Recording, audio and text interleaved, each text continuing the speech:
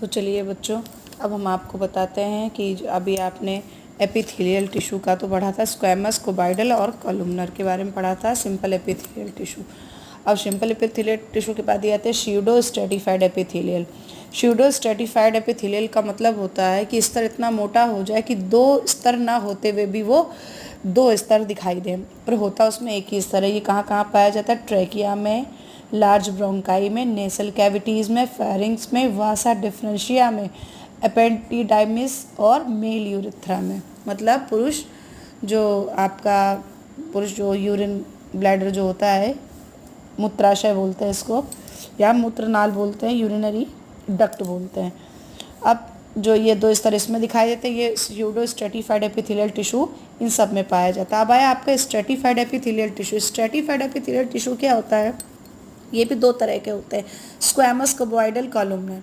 जो squamous keratinized जो epithelial tissue, stratified epithelial tissue है, तो इसमें ये क्या होता है कि जो सेल्स होती हैं वो इतनी ज़्यादा मोटी हो जाती हैं कि उसमें केराटिन जो नाम की प्रोटीन होती है वो काफ़ी ज़्यादा मात्रा में जमा हो जाती है, इसलिए इसको keratinized squamous epithelial tissue, keratinize squamous stratified epithelial tissue बोलते हैं, क्योंकि जो ये केराटिन नाम का जो प्रोटीन होता है इसको क्या करता है? इन्फेक्शन से बचाता है। और ये पाया किस किस में जाता है? आपका ग्रास नली है, विजाइना है, फेरिंग्स है, और इसीलिए इसको जर्मिनेटिव लेयर बनाता है। ये जर्मिनेटिव लेयर बनाता है जो कि इसको बाहरी इन्फेक्शन से बचाता है।